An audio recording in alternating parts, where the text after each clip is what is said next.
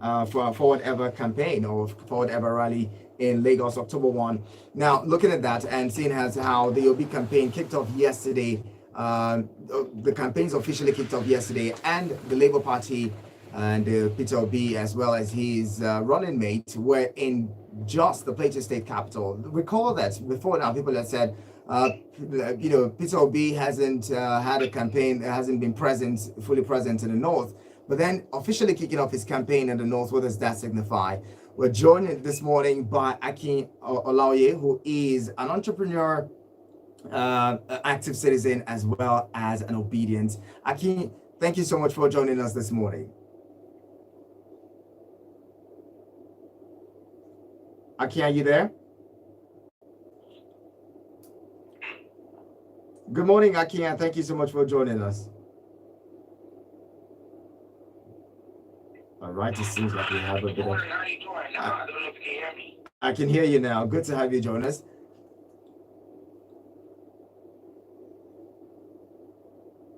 Now, let's get to the conversation quickly. So the Peter Obi campaign kicked off yesterday, and it's kicked off in the Plateau State, and that's for many Nigerians as well. What is the significance of that? I think that's a good place to start the conversation. What's the significance of Peter Obi starting or kicking off his campaign in Plateau State as against what we had with the PDP that kicked off the campaigns in the Federal Capital Territory?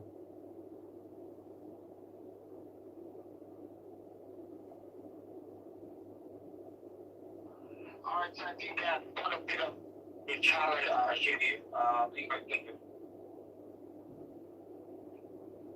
There's a bit of a difficulty getting reception. I don't know what this is. But Aki, if you can hear me. Are you with me, Aki? Okay, seems like the network would not allow us to have this conversation. Are you with me? Aki, are you with me? We would have to reconnect. Right, by the way, you can join the conversation and let us know what you think. 090-7353-0044 and 090-8766-8888. Aki, good morning again. Can you hear me? Oh, this is quite difficult this morning. I don't know why that's so. But then what do you make of the court judgment yesterday? The court is saying, well, we do not want a situation where, people gather at the Lucky Toll Gate, and the plaintiffs had made a submission to say that would trigger some level of post-traumatic stress on them, and that's why they filed that suit. Hello, good morning. Thank you so much for joining us. What's your name? Yeah, good morning. Michael, good morning to you. Thank you for joining in. Yeah, still on that segment of we're talking about in regards to Labour Party being bound from the issues of legislative process. I think sometimes some of us also wonder where justice of participation. Aki, can you hear me now? Yes, Yes, go ahead. We can hear you. Yes, I can hear you. Okay, but I won't conclude. I can just hold on, please. Just hold What on. has happened to any other political party? You understand? If at the end of the day, they are going to give that judgment not just based on the Labour Party, but across cutting all the political parties, not to do that particular leaky target. Well, nobody will condemn will say anything about it. But if it is only coming, that judgment is coming only one side only for Labour Party. At the end of the day, the APC will make use of that place, or even the governorship of the state of the Lagos State will also use that particular place. Then that's what we call injustice. You understand? Okay. Just like I said, we will not conclude on what is good for good is also good for balance. So if you say that the Labour Party will not use it, let them not also make sure that other political parties does not make use of that particular leaky topic we're talking about. All right. I think that's my own thing. Thank you very much, Michael. Appreciate you calling in. Now, let's get back with Akin Olaoye, my guest this morning. Akin, can you hear me now?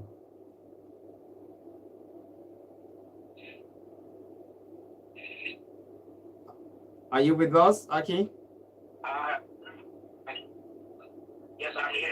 Okay. How you doing? I'm very well. So I was talking earlier about the significance of the OB campaign kicking off in Plateau State. What do you make of that? What was the reason for that? Comparing the fact that the PDP also kicked off its campaign, but it kicked it off in the Federal Capital Territory. What was the reason for that move? Considering the fact that many times people have said over time that the Peter Obi campaign or the Peter Obi hasn't been felt, his presence hasn't been felt in the northern parts of the country. So, thanks for having me. I believe yesterday's outing in Jos Plateau was to demonstrate yearning Nigerians have across the nation for leadership that nation for handling need and for future we want fight and the legacy that behind for generations to come. What we saw in the north central part of the country, or I'm sorry, look belt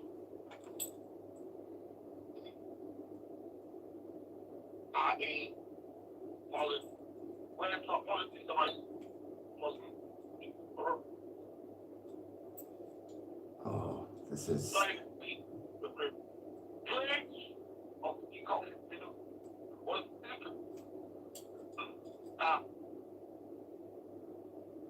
find diversity. It seems like we would have to reconnect with you. The network's not doing us any good this morning. It's quite sad. Okay, getting back to your thoughts now. Hello, good morning.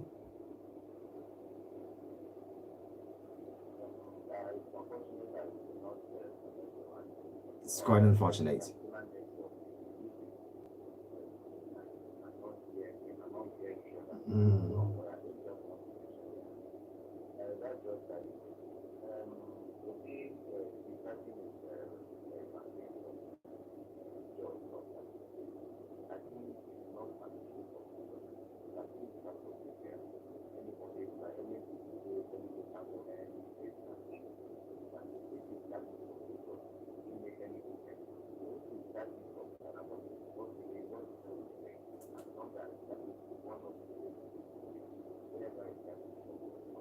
Okay, we're going on now. Sorry.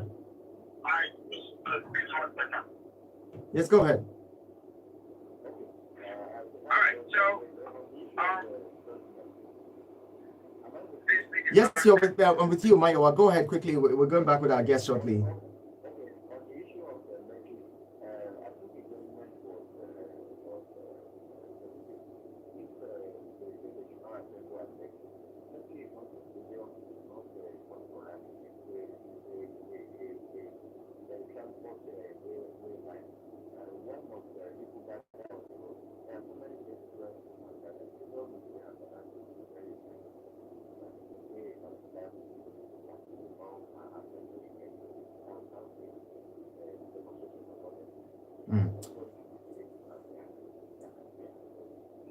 Very well, Mayowa. Thank you so much for calling. Now, back with Akin Olaoye, my guest this morning. Akin, you were making a case for, the significance of that campaign kicking off in Plateau State, in just the Plateau State capital.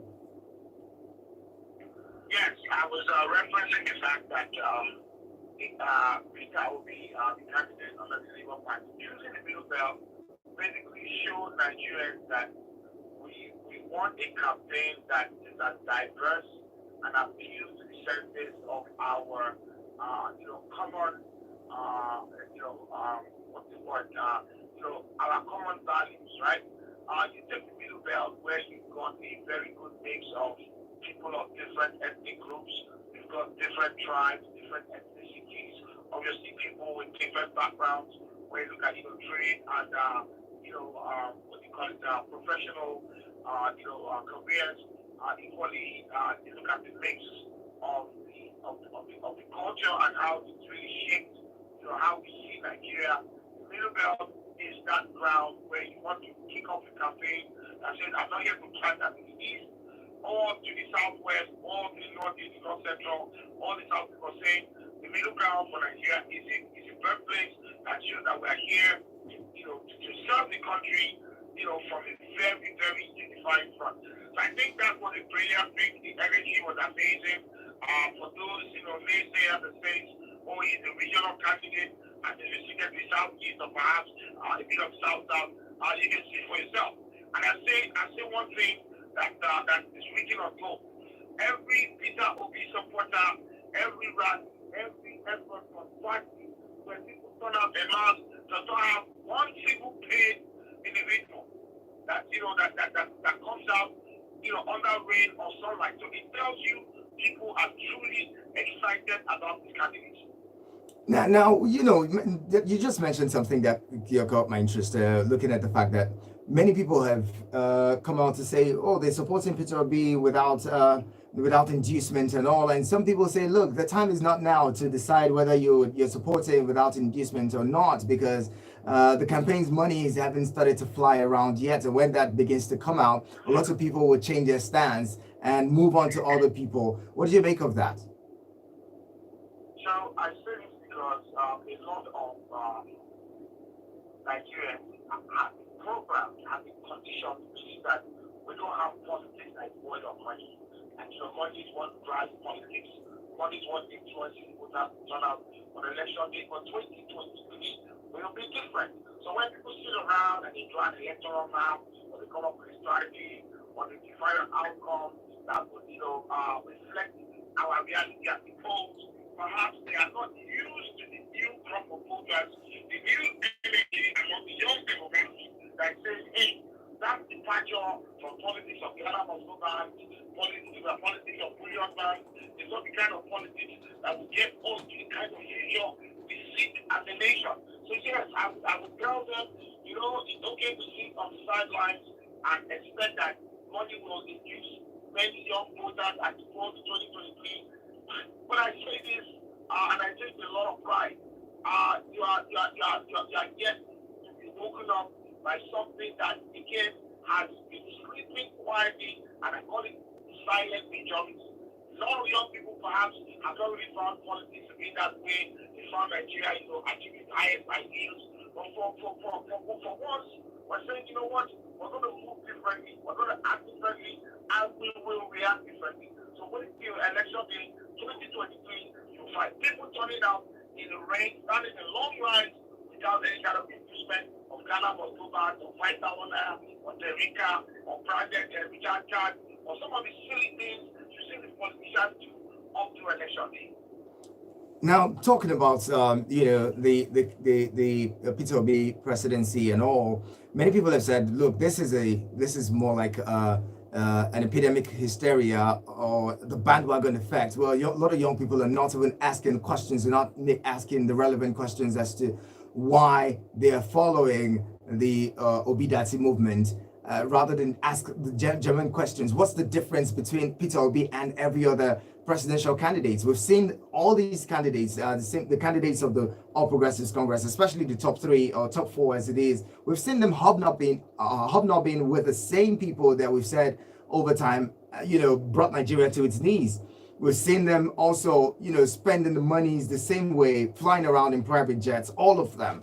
No one is excluded, flying around in private jets. What is really the difference between these people? When we talk about ASU strike and people say the children of so-and-so politicians study schooling abroad, almost all of them have their children abroad. So what's the difference? Why does it look like one person, Peter Obi, seems to be like the one who people think is different from these guys, when in actuality, or as these looking at these facts that they present, they all seem alike.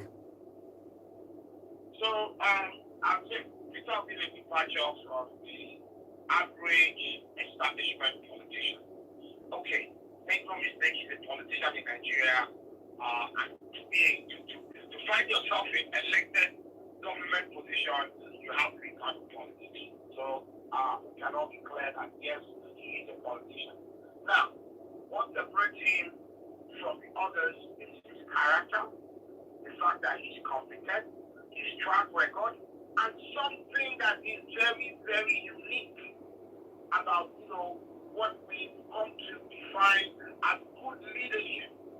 The track record is behind that says you are not ready to enrich yourself or your generations yet on board. And I say this standing because if you look at the Peter Obi story, you do your research around his family members, it's very easy to find a family named Okafor or a family named Babatope, where one person assumes government office and then 3, 4, 8 years down the line, the richest people in that state are only those individuals with that last name. You look at the Peter Obi, and that is not the case. So it's not a man where you see, him have grab charges, perhaps EFCC, ICPC, where he has a younger brother, or a brother-in-law, or a sister-in-law that is dragged into court for again not executing contract or funded contract, or again getting access or perhaps what they call it government patronage that makes us lose confidence we have the elected officials. You don't have that track record. So separate him from the bunch. You don't have a former governor of the state that can lay claim to half of the assets in the state, either landed or developed properties. You don't have a state governor where he left office and he was being invited 8 months back to come and account for amounts of money that was withdrawn from the state treasury. You have a former state governor in the history of Nigeria that has rejected all the what I call lavish emoluments that they would write into law that this state cannot afford or borrow money to keep servicing bank accounts and affording lifestyles of former government officials. So when you show me a man that can stand tall and doesn't have that kind of track record, who am I to say no? To reject someone as a departure from what we have seen to be a typical politician. He is a politician, I would say that, but then guess what? Before his foray into politics, he had built wealth. How many politicians walking the road today, build companies, and say, okay, I will leave this my corporate job, this my executive chair, and go into governance, and perhaps come back just a bit poorer than I am. That they come back 10 times richer. Many of them who started as councillors, local government chairmen, and stand on to their day as the richest man in Nigeria. Since when the government becomes a money-making enterprise? You go in there to serve, not to quadruple your wealth. So that kind of politics is what we are looking for. You look at all our candidates and you ask them, how did you make your money? They start telling you long tales. Again, one will even stand tall and tell you how he even found opportunity in government to become super wealthy. Well, we know it is a crime. You cannot own an enterprise as a government official within the same federal government agency. But today we stand tall and we glorify that man. You have another one who left office. Many years later, the state government is still funding his lifestyle, and the company that is embedded within the state tax revenue system is the one that keeps enriching him. You have a former state governor from over 2 terms ago that can afford multiple private jets, but they cannot show you an office building with a logo that has his name where he declares profit in billions annually. And here we stand and we say, oh, he's no different from the other. No, he is different, of course. And we say this because competency in governance, coming with competency from a corporate background, his trade, his entrepreneurship background, you cannot bear side to side with other candidates and say he is not different. I dare anyone. Let's do the comparison. Let's hope that the callers agree with you, Akin. The numbers to call to be a part of the conversation this morning are the same: 09073530044 and 09087668888. SMS and WhatsApp go to 09097054450. Hello, good morning. Good morning. Good morning, Paul. Thank you so much for joining us. Let's hear you, Paul. Thank you very much. Good morning, Mr. This morning. What Mr. is saying, well, he has spoken well. But you see, the problem I have with this movement, just like what you said, some people just feel they are doing a POP, let us jump on the bandwagon and begin to move with the crowd. Among these people that are coming out, let's be mindful that there are people who are deceitful people. They just want to come and see maybe whether they will do something and they'll collect and go. And I'm just happy that the movement is not a movement that is sharing things. But you see, we should be careful, especially with the campaign team of Peter Obi. For everything we are doing for Peter Obi, we should be careful. Let us not expose Peter Obi to a lot of dangers, a lot of problems. The the content that is delivered on that Lekki toll gate, must Peter Obi be the first person to go and do a rally at the toll gate, knowing the problem, knowing the history of that toll gate, knowing what happened at that toll gate? Will it not flare a lot of issues? Will it not raise issues? You see, when you look at the government of the day, you look at what happened during the election, and then you are not coming back to go and start campaign in front of that election. Why are you exposing your own candidate to this kind of issues, especially with the government of the day? We should be able to do things that will promote the product that we have. And we know it's anticipated, we know it's integrity and everything. We should stand by that. We should not be mixing it, we should not be carrying him and exposing to all these Nigerian factors. All right, so that all these things will go back on us. I just love the way you started the campaign in John. John is our best. All of us are middle belters. We know what is in John. We know what we want. We know what we want as middle belt. Thank you again, Paul. It's a testimony that, look, Peter Obi is not about religion. It's not about religion. It's not about tribe. That is what we should be selling. All right. We should be selling good leadership. Not exposing to litigation.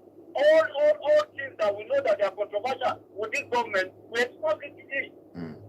All right, Paul. I appreciate you calling again. Thank you. Thank you very much for calling. Another caller is here. Hello. Good morning. This is Mayowa coming back again. All right, Mayowa, quickly.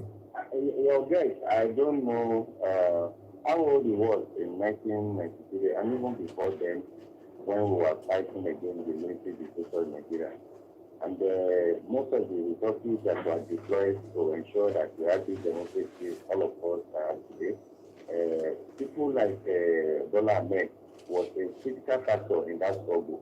I don't know how old he was then, but I was actively there and involved in all the struggle.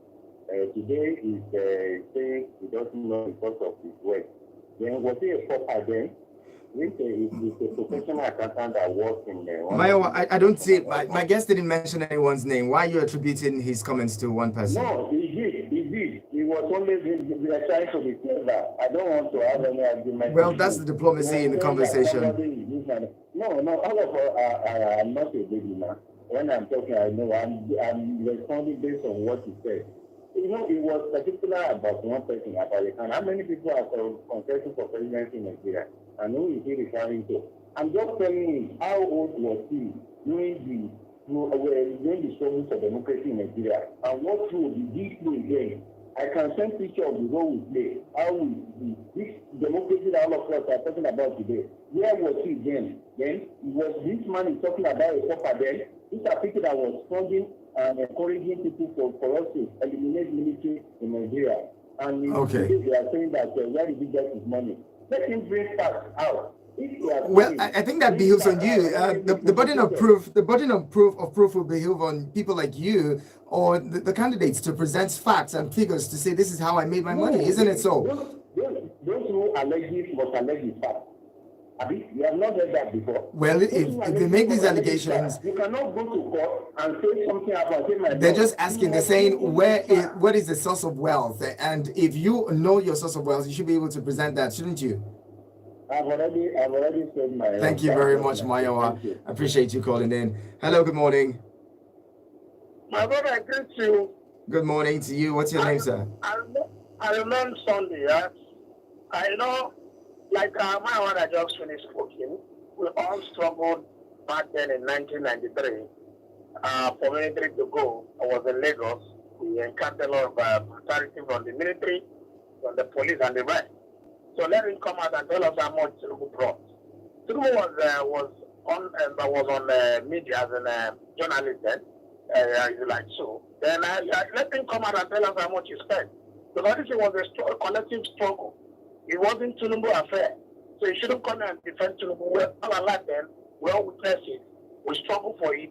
So I'm advanced person. So what is your thought on the conversation that we're having? Mayowa has a right to his defense or whatever. I want to play him. He's among the people that protected the last administration that brought us to this level actually. And he's still coming again to protect another old man to us.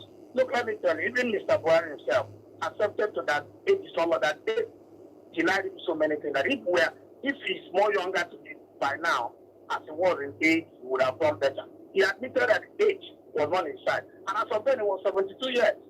And now they are presenting somebody who is also 70 and is also 75 to us, who will also complain that their age are the main factor why they couldn't deliver. Because there's no way you can cheat nature. My dad is 82 years.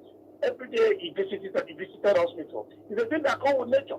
You understand? The man has been living on drugs. You understand? You can't shoot that far. Okay, for days now, their presidential candidate is nowhere to be found. Even the DG campaigns and he's not aware of his whereabouts. Where has he gone?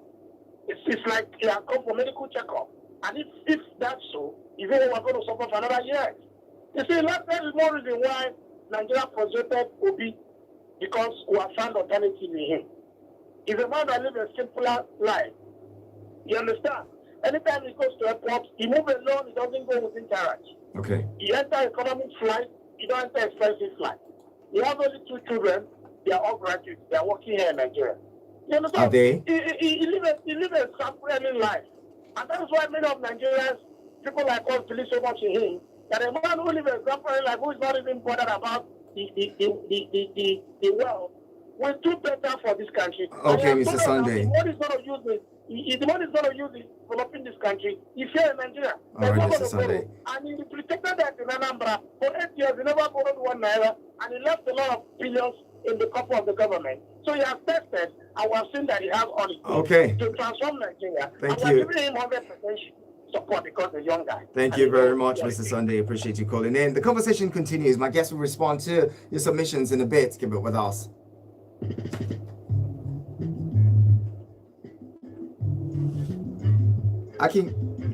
We're taking a break now. I'm going to bring you back shortly. Please let me call you back shortly. Thank you.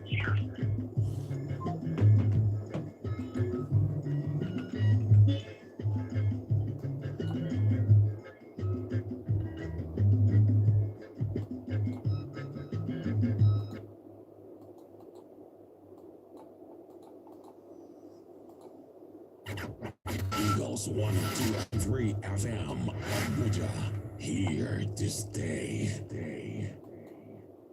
Water Resources, in collaboration with the World Toilet Organization and the organized private sector in water, sanitation and hygiene, OPSWASH, presents the 2022 World Toilet Summit with the aim of creating strategies and new partnerships to end open defecation by 2025. Date, 18th and 19th of November 2022. Theme, Sanitation Innovations for Economic Development. Venue, Transcorp Hilton Hotel, Abuja. Join the global conversation around sanitation with high-level panelists from the World Bank, SHF Geneva, USAID and others, as well as renowned leaders including the United Nations Deputy Secretary General, the Honorable Minister of Water Resources, Honorable Minister of Environment and other state governors. Chief host is His Excellency President Muhammadu Buhari, GCFR, to join as an exhibitor showcasing technologies that can boost the sanitation economy, or as an attendee. Register now at www.wtsnigeria2022.com.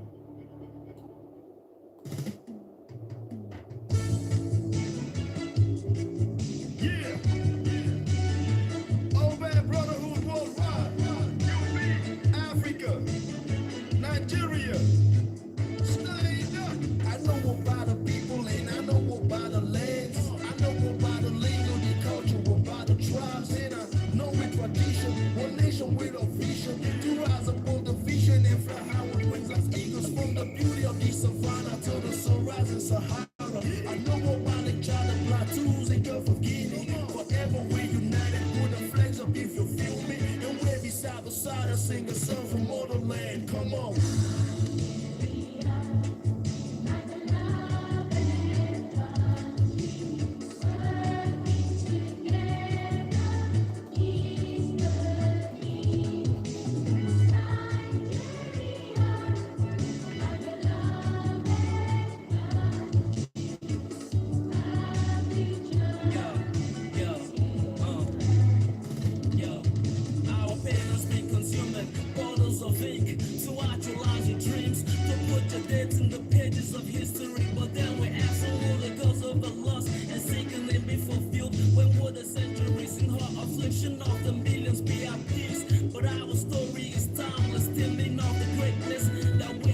Rise, we rise.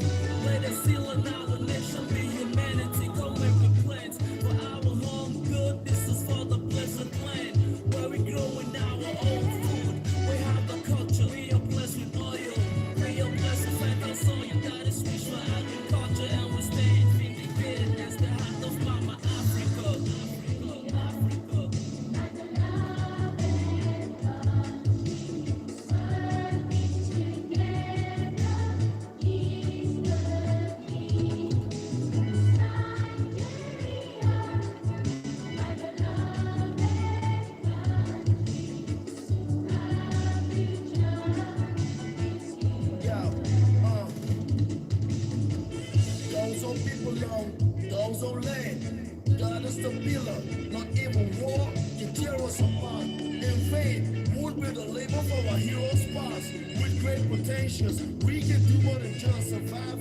Hold our heads together, and together we can build our strength and pride. Trust in the God most high, to be our knowledge and guide. We are stronger, resilient people, the light of the world, the beauty of the continent, the giant of Africa, the land of milk and honey, the granite that is motherland, the glory and the power forever. We never cower, bring it like every hour, forever my brother's keeper. Nigeria!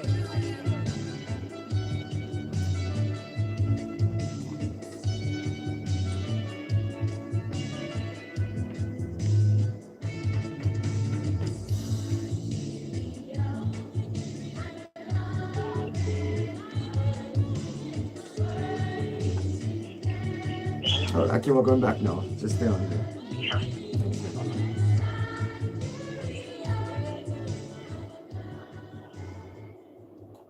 Eagles morning rise. Eagles morning rise with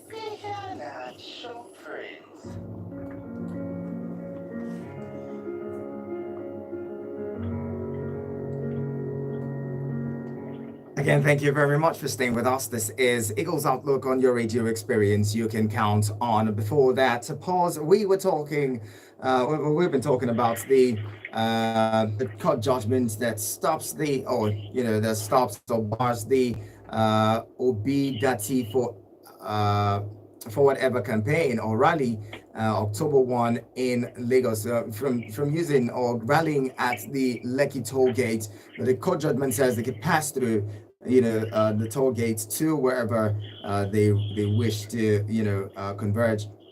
My guest this morning is Akin Olaoye, who is an entrepreneur. He is also an active citizen and an obedient. He's talking with us this morning on the issues around the campaigns. You can join the conversation yourself. Call 090-7353-0044 or 090-8766-8888. Now, before that pause, Paul had called in. Sunday is called, Maiwa called in as well as Sunday, and they all made varying points. Paul is saying, why is it mandatory to have these rallies, especially on October 1? With the back and forth, the APC also hoping to have a rally on the same day. Wouldn't this cause any form of fracas between both parties? Also, he's saying, do you have to have this rally that may snowball into something else, so that you just why not just try to avoid any form of dent or stain on the OB campaign? How do you respond to that? First of all, let me address some of the comments made by the two callers. I mean, first, they are concerned that holding the rally and somebody attributed the rally to the campaign. First of all, the number of Nigerians who call them support groups decide to exercise their freedom of association, freedom of movement, and freedom of assembly, and decided that on October 1st, where they were emancipated from British rule, we achieved our independence as a nation. We want to continue reflecting on that pride as Nigerians, and that's what for democracy to thrive, to also show that we are a country that will see a lot of improvements, how we respond to the rights of citizens. We chose that day to come out to show support. Now, the Lekki rally is one rally. There's the Ikeja rally, there's the Sule rally, and there's the Setback rally. Now, the Lekki rally, obviously, the Lekki toll gate is the landmark.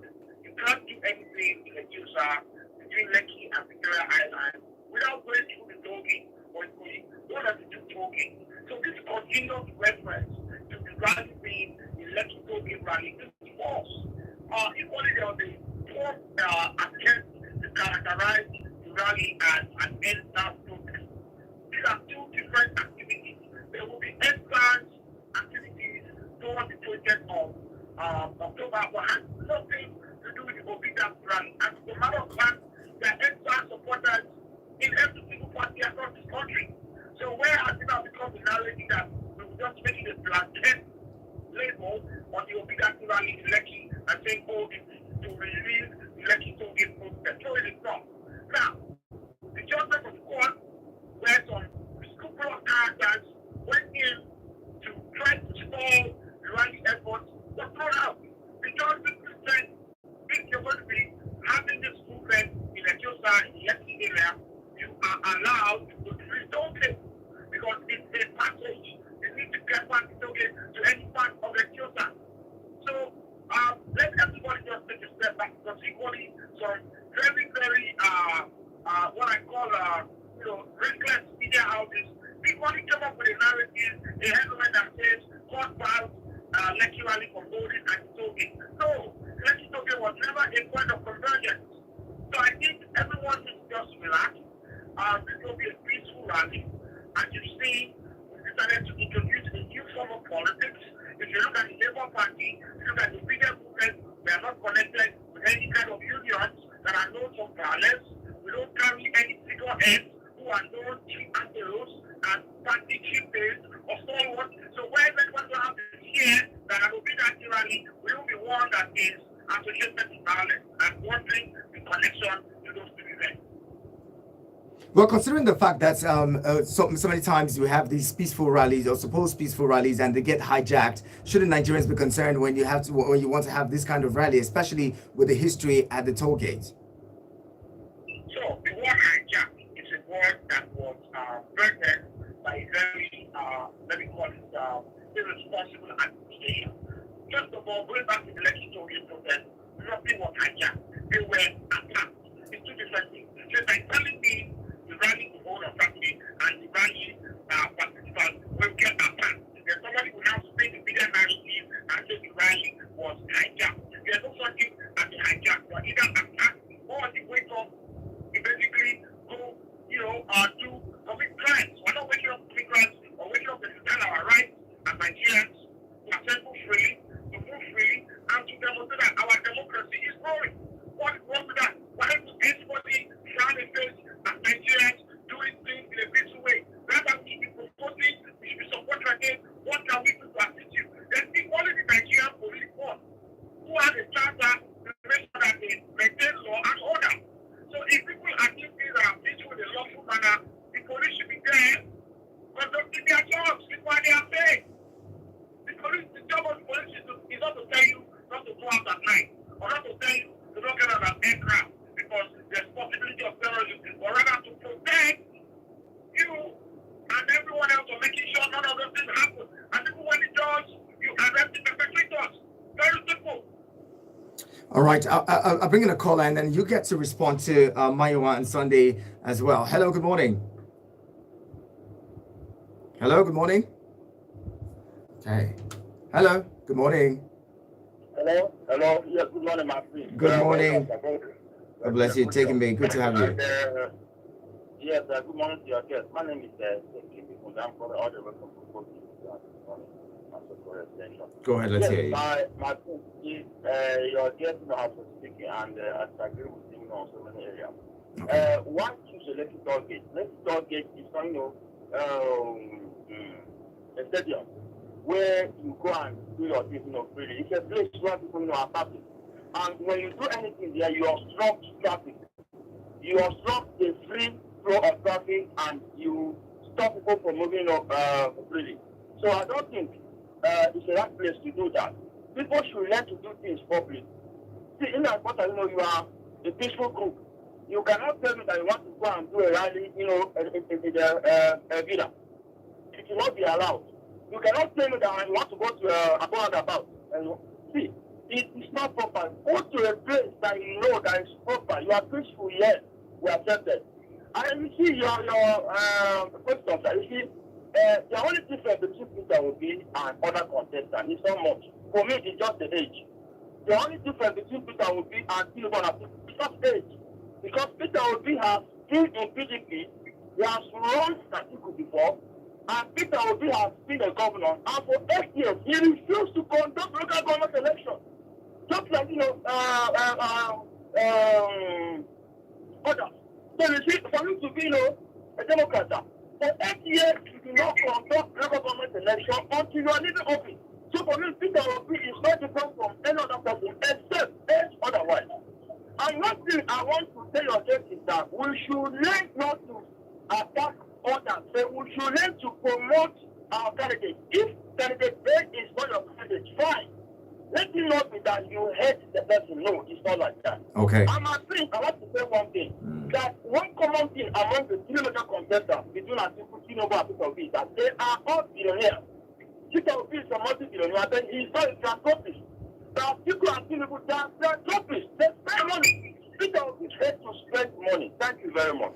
Thank you very much for calling, taking me. Now, Akim, please respond to Mayo. I don't know if you remember Mayo's comments. Mayo was stating that, well, it seemed like you were, particular about the APC presidential candidate Asiwaju Ahmed Bola Tinubu by asking where his source of wealth was, and he was asking he doesn't know where you were during the struggle to return to democracy and how Tinubu had funded such movements. How do you respond? I don't think there are any history notes that put Tinubu at the forefront of financing some of the activities around the drug struggles. Equally, Nadeko as a pressure group, equally had a number of prominent Nigerians who became at the time. Many of you today are shouting Tinubu at the top of the lungs, who not even spell his name as part of the movement. So I think this attempt to divide history, this attempt to whitewash tragedy and send on the platform of both Nigerians will not fly. Look, Tinubu is a great man and he's done amazing things like himself and his family. Of course, nobody can deny him that. But as we talk about the Nigerian story, the Nigeria where you and I want to leave a country behind for our children, you ask yourself, the Nigeria that I lived in 25 years ago, even during the military regime, and the Nigeria today, what is the value of my next one? For my child going up to fulfill the dreams that he planned every day and walk into a classroom. Can you stand tall and say that you're going to leave Nigeria in the hands of the people today who 8 years ago your household could afford 4 times the number of things you can afford today? So what if you sit around and we want to glorify, especially make it a very later focus look at some of the records that is present. It just shows that perhaps sometimes we forget to use it. Now, I will say this. I'm an entrepreneur. I'm a fan of success. I love when people build empires out of nothing in the desert. We pick the best ideas, stories, people in transportation, people in oil and gas, people in manufacturing, and can now stand tall and say, we are proud of this Nigeria. But then when you look at this presidential candidate, show me the enterprise that earns billions of naira monthly or annually that they really need to spend up well. You cannot show me anything. Why are people tell this man for post records that nobody can swear when they cut out vote? Now we hear the new narrative that he was a stock trader. Then they will tell us that he was the one that paid the batteries for Tesla. Or they will tell us that he built the NASA space station. Or he was a consultant that helped return Germany back to Syria after the Second World War. Please send us records to show how we are acting well. Now, Akin, let's talk about Tikembe. Tikembe is saying, well, Obi is not different from any of these, other presidential candidates or any other politician in Nigeria because he's been a member of the PDP, according to him. Also, he was governor for 8 years, didn't conduct local government elections. He also says, don't make it seem like the Obi movement is attacking any individual, any political party or candidates. How do you respond? So, of course,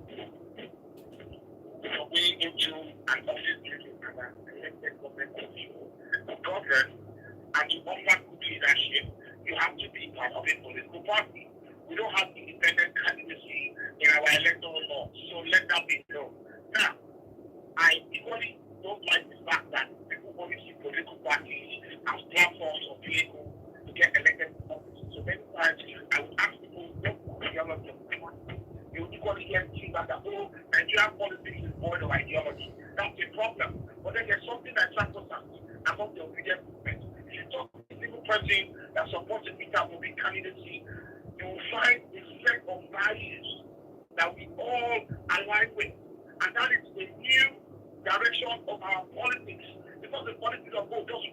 and when we get them, we figure it out. But saying no, we want somebody that when he walks into office and he walks out of the office every day at 5 p.m., he said, okay, open your hands. You have a naira bill, squeeze into your palm, the answer is no. We are go home. Okay, open your bag. Are you taking a pen or a bag from the office? The answer is no. We want that kind of politics where we trust our elected leaders. Yes. And equally, let me say this. When he won office in Anambra and survived two impeachments, he was actually a minority state executive. When you look at the arm of government, because he had a House of Assembly that was full opposition. But the man was able to wake up every day and get work done. Even when he crossed over into the PDP to play politics and center, national politics, he would equally attest the fact that he was not even one of those individuals that was focused on kind of corruption cases post-election. So I like to say this because, yes, you can argue that he is part of the political establishment, but I would equally say this, he is a departure from the typical politician in Nigeria, and for many of us who are embracing him based on that fact. One last thing to add. Many young Nigerians after 2020 said, where do we go from here? Oh, they have talked us and said, oh, you don't understand what it takes to change the direction of the country. Get involved in politics. Do it through the ballot box. Okay, we are now saying we're going to show up at the ballot box and people want us to stay home. Which you think? Do you want people protesting, complaining, or do you want them being part of the political protest? We are doing that as obedient. And guess what? Without money, without a godfather, without a war check, we are basically giving an incumbent government, the political establishment, a run for its money. Two parties are having to survive the onslaught of a new government called Labour Party and obedience. If you're Nigerian in 2022, you should be proud of what's going on in this country. And I say with a loud voice, you should be proud of what you're seeing. All right, this would be a good place to end the conversation, but I'll bring in this caller and then we'll wrap it up. Hello, good morning. Abdullahi Mekano, good to have you. Let's hear you, please. So I want to say something about this issue of Peter Obi and the rally I told you in Lagos. It's something that I strongly support the court because Peter Obi is no different from other candidates in Nigeria. It's something somebody said before I made this call that he wrote for 8 years as governor of Anambra State and also a member of People Democratic Party (PDP) for many years. So he cannot make any difference from Nigerian politicians. It's something that is going to happen under his government, under his leadership. And there's something happening in Nigeria right now. So if people are supporting his candidacy, just let them do it for their own interest. But don't show Nigeria that he is just like a divine candidate to come and rescue Nigeria. As I heard the way other people are saying, it's like he's a divine candidate to come and rescue Nigeria. It's not like that. All right. He has not any different from other political leaders we have in the country. We are yet to see that divine candidate, but not yet now. So we have to just take it easy, please. We have to obey the court order. Thank you again. Nigeria now, tension is high. So that legislation is what happened during the LSAS protest, I remember. So court has made a very good decision, and we have to allow peace to reign in Nigeria. Thank you very much. Abdullahi Mekano, thank you very much for calling. And this is where we would have to close it. Akin, what would be your final thoughts as we wrap it up? So I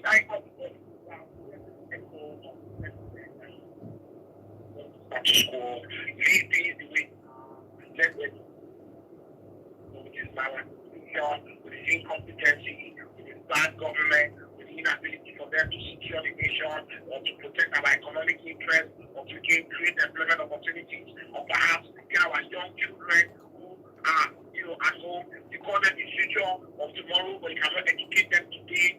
Look, I hear you, but trust me, we'll reject it. You're going to have people who want to go back to the previous status quo of the corruption regime of the country where we have zero accountability. We just have people who are there to serve their self-interest who are equally saying, no, you want a country where we can write the blueprint for the future, where you can start taller in Nigeria. You earn $150,000, $200,000 a month, or perhaps even lesser, but then you convert your earnings, and on the global stage, you can compete with a young person in Sweden, in Norway, in the UK.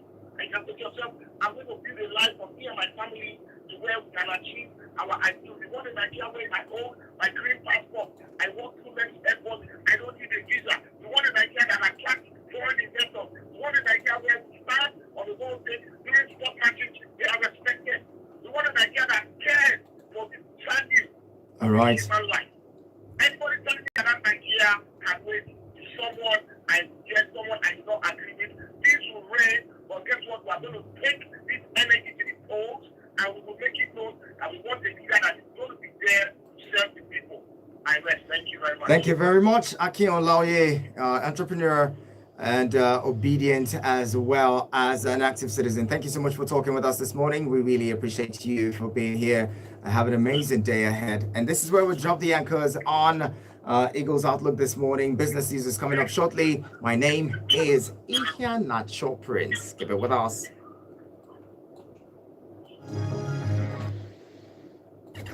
Eagles 102.3 FM, Abuja. Hello, Akin. Let me call you back shortly, please. Thank you.